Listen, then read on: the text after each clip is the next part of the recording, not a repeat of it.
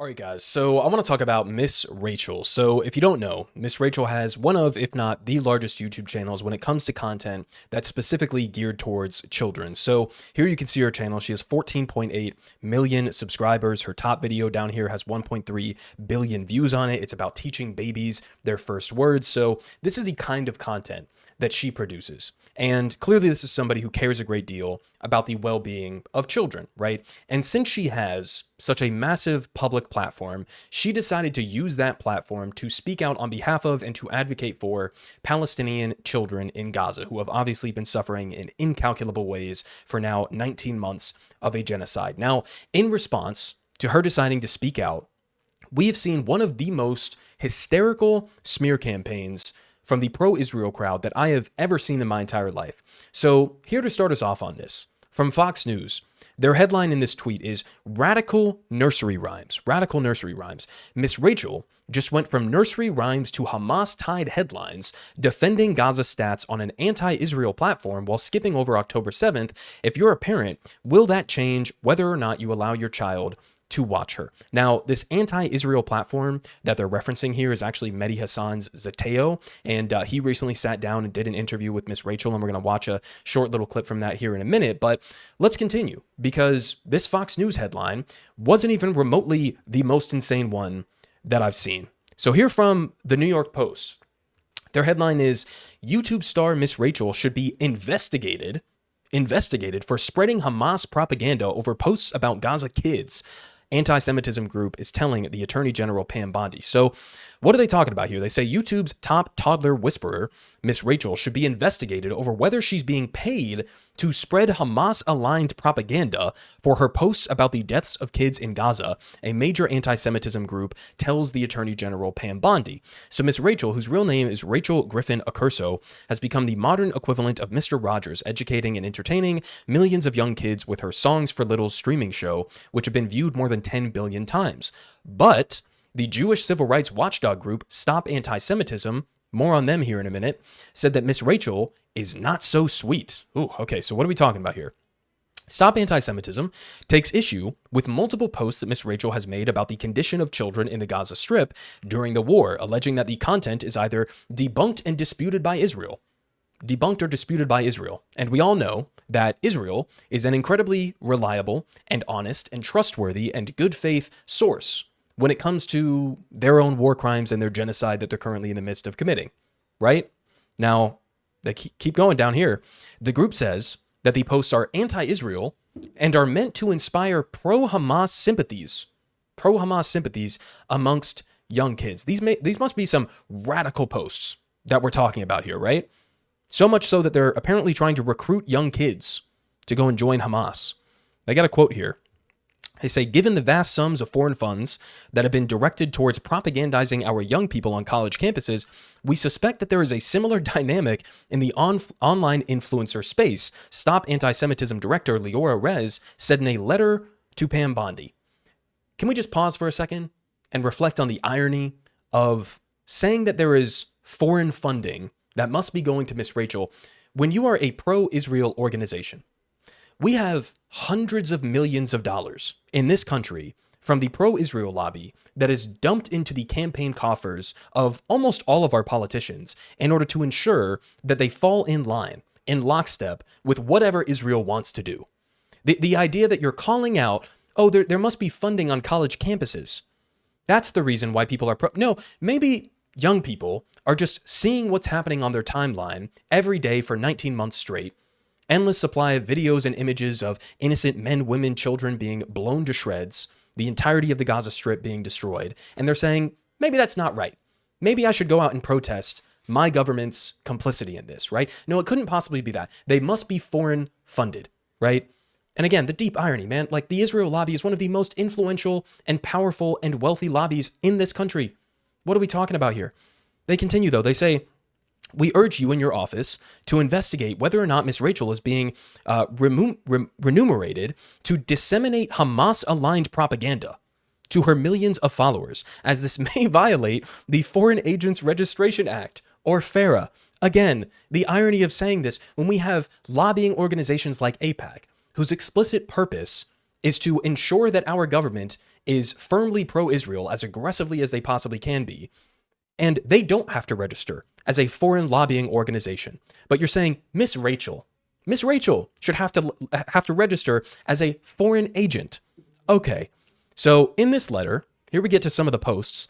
The group said that Miss Rachel, who once focused solely on catering to children, that's still what she's doing here, has been, quote, incorporating Hamas-like propagated images and stories into her content. So show me some of these Hamas-like propagated images, right?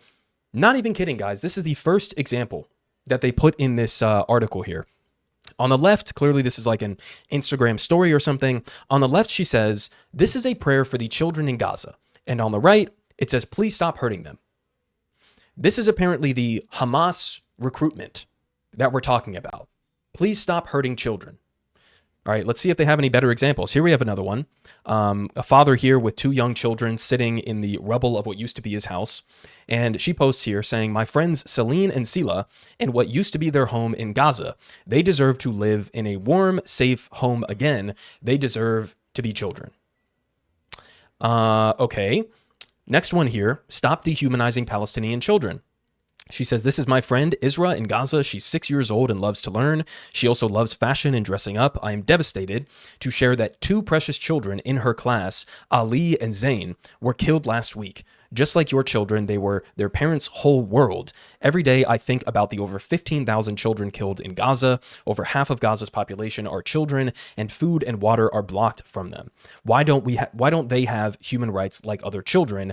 Why are so many leaders and people silent about their suffering? Either we take care of all children in this world, or we don't. All children's future depends on us doing the right thing. So these are the posts that are allegedly so anti-Semitic that this organization, Stop Antisemitism, wants Pam Bondi, the Attorney General of the United States, to investigate whether or not she's being, I guess, paid by Hamas to put these posts out. This is where we're at, guys. This is the level of dehumanization of Palestinians. We're even saying something like, please stop hurting the children in Gaza. Gets you labeled as some sort of a foreign agent for Hamas.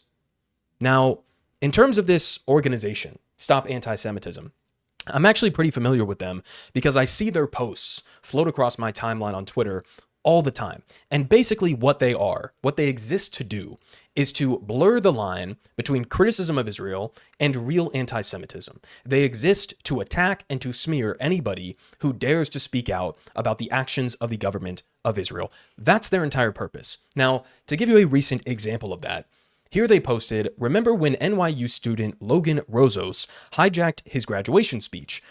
Actions have consequences, they say, as NYU is now withholding his diploma over what he said in this speech. Now, let's go ahead and watch a little bit of this speech and see where the anti-Semitism is. I've been freaking out a lot about this speech, honestly. And as I search my heart today in addressing you all, my moral and political commitments guide me to say that the only thing that is appropriate to say in this time and to a group this large is a recognition of the atrocities currently happening in Palestine.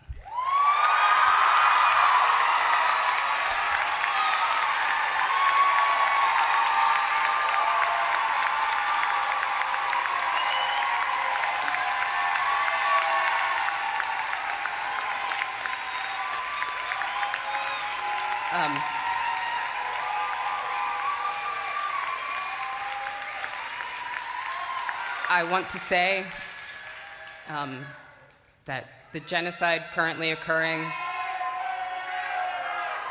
is supported politically and militarily by the United States, is paid for by our tax dollars, and has been live streamed to our phones for the past 18 months, and that I do not wish to speak only to my own politics today, but to speak for all people of conscience, and all people who feel the moral injury of this atrocity.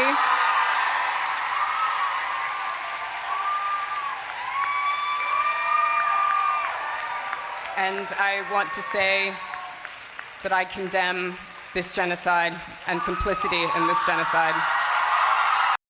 So credit to this guy for, for using the platform that he had in this moment and obviously putting himself at a great risk here to speak out and to condemn the genocide and the U.S. complicity in that genocide in this speech here. Massive credit to this guy. You could tell that he was genuinely nervous and scared to do this. And, as we just saw from Stop Antisemitism, NYU is punishing him. They're withholding his diploma over him doing this. You could clearly tell, as I say down here in this NYU statement, they're deeply sorry that the audience was subjected to these remarks. Yeah, you could tell by the roaring applause from the audience that they were deeply traumatized by what he just said there. Now, I'm playing this for you just to give you a perspective on this account, Stop Antisemitism, this organization, and what they think anti-Semitism is. Notice how in this speech, never once mentions Jewish people. I don't even think he mentioned Israel. He just condemned the genocide and U.S. complicity in it. This is what they call anti-Semitic. That's the purpose of this organization. And this is the organization who the New York Post and Fox News are citing as some sort of a reputable source. And hang in there with me, because it's not just the New York Post and other right-wing outlets. It's also the New York Times, who we're going to read from here in a second. But first, just a couple more posts to give you some flavor on what Miss Rachel has been saying. She says, when it's controversial to advocate for children that have been killed in the thousands, are blocked from food and medical care, and have become the largest cohort of amputees in modern history, we have lost our way. It's my unwavering belief that children aren't less valuable or less equal because of where they were born, the color of their skin, or the religion that they practice. They are all precious and innocent children of God. Adults and leaders are supposed to take care of children, cherish them, and give them everything they need to become happy, healthy adults, not take it from them. I wouldn't be Miss Rachel and have this platform if children didn't feel that I care deeply about them. They've given me this career, and I'm also willing to risk it for them. She says, P.S. Thank you to friends and colleagues who haven't distanced themselves from me. Thank you to the new friends whose kindness, strength, and moral compass inspire me to keep going daily. And thank you to the team who knows what's right and is standing with me. Again, same with the guy who we just mentioned. Absolutely massive credit to Miss Rachel. We just looked at her YouTube profile. This is somebody with 15 million subscribers, somebody who gets hundreds of millions of views on her videos. I'm sure she's making a massive amount of money. This is somebody who has a lot to lose. Right? This is somebody who doesn't necessarily have to speak out on this kind of an issue. And she feels so principled about this and so deeply about this that she is willing to take that risk and to use her platform to call out what she thinks is wrong. So huge credit to Miss Rachel. I'm in solidarity with her all the way. Massive credit to her. Now, we move on to this New York Times article because, again, it's not just these right-wing hack outlets like Fox News and the New York Post, although the New York Times, especially when it comes to the issue of Israel and Gaza, has been absolutely atrocious. But this was shocking, even given that. They say here, why tot celebrity Miss Rachel waded into the Gaza debate. So Miss Rachel, who again, her real name is Rachel Griffin Accurso, at times presents a different side of herself on social media platforms like TikTok and Instagram, where the content is less geared towards toddlers and more towards their parents. There, her millions of followers will also find impassioned videos touching on current events. These focus on the push for universal childcare, based and geopolitical crises that have led to the suffering of children, above all, the ongoing war in Gaza. In March, for instance, Accurso posted a video of two children watching Miss Rachel watching a Miss Rachel video amid rubble, the one we just saw, with the caption reading, "My friends Celine and Sila in what used to be their home in Gaza, they deserve to live a warm, safe home again."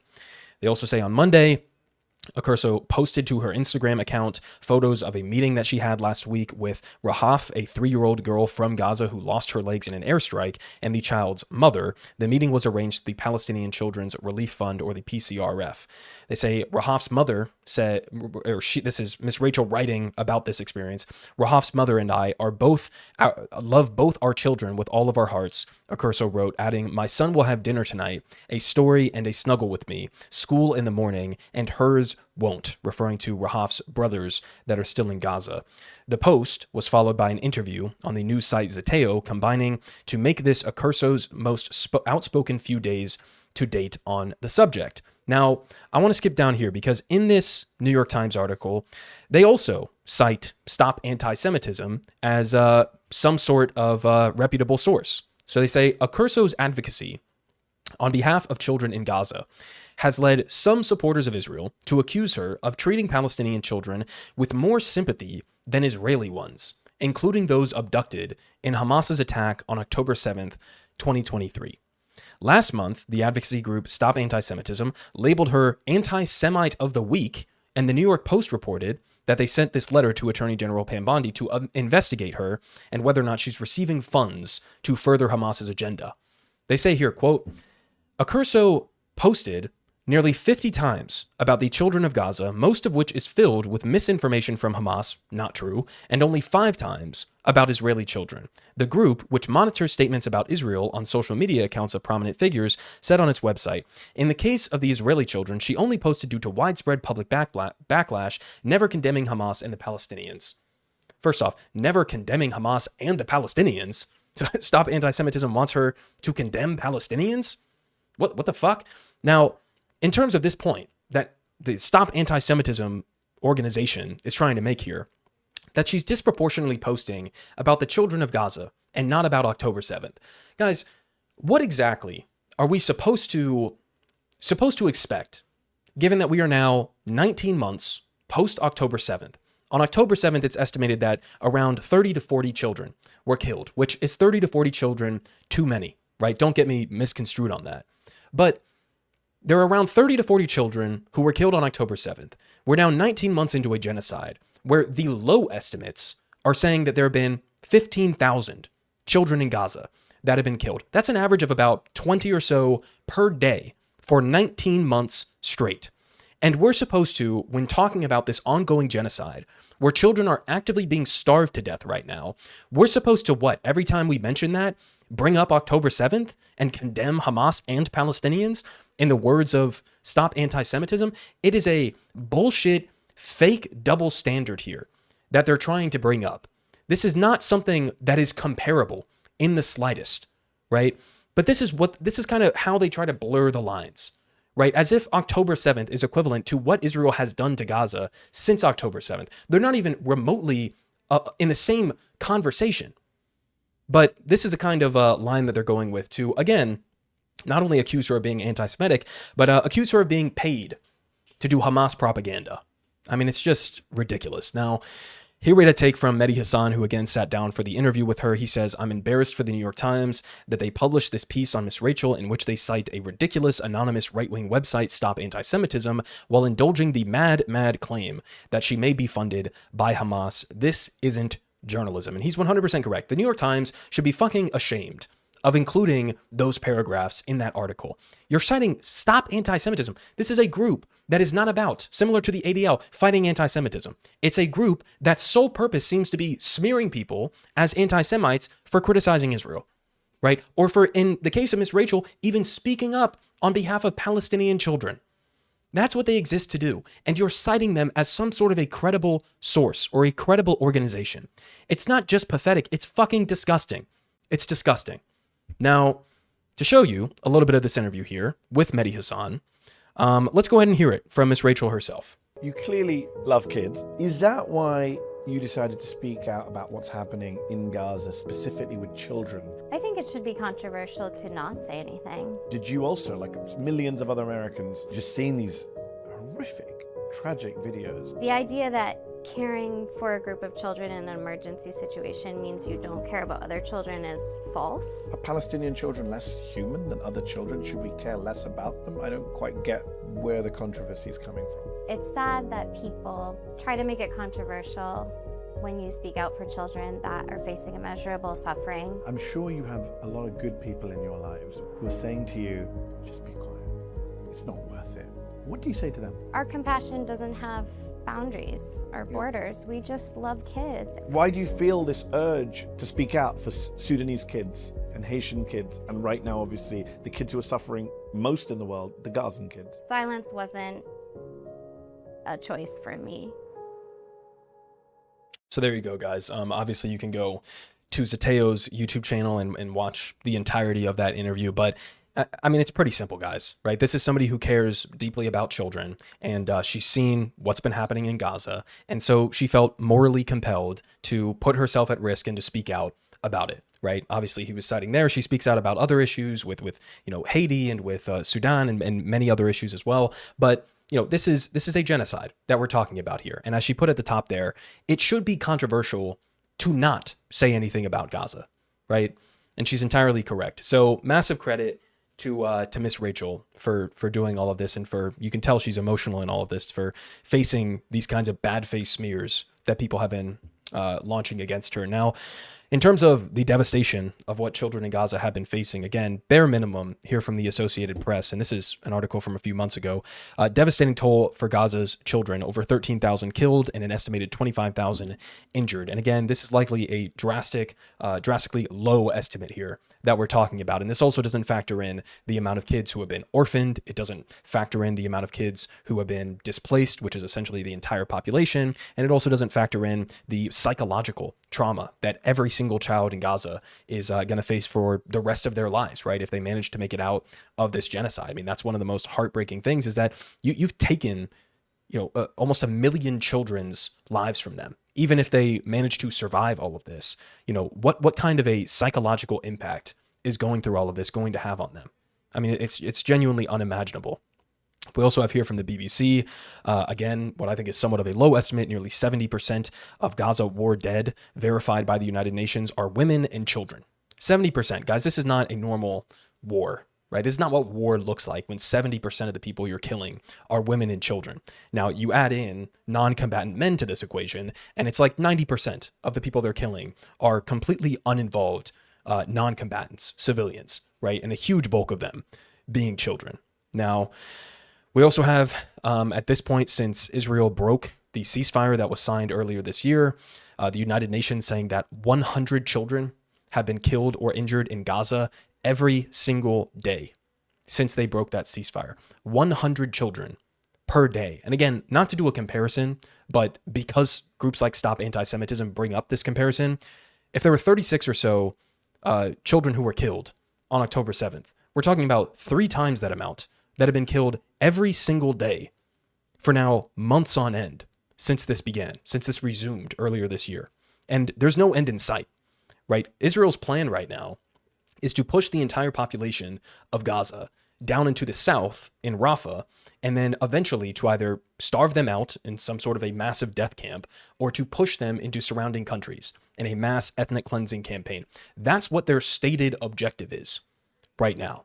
So in the coming days and weeks here, if there isn't some sort of a deal that is forced on Israel by the Trump administration, then it's going to get catastrophically worse than it has been so far, which is hard to wrap your mind around. We also, again, have at this point had confirmed 57 children dead from malnutrition, as Israel for now over 2 months has been blocking all humanitarian aid, food, water, medical supplies from getting into Gaza. So I'll leave you guys off with that. Again, massive credit to Miss Rachel for enduring all of this, for putting herself at risk and speaking out about this. Clearly, she's been put through the ringer. These attacks against her are absolute unmitigated bullshit. But I guess at this point, what else could you expect from people who will seemingly do anything, who will reach the depths of hell to defend what Israel is doing right now?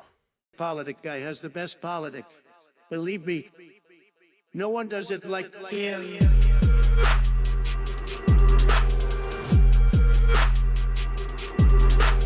Believe me, everyone is saying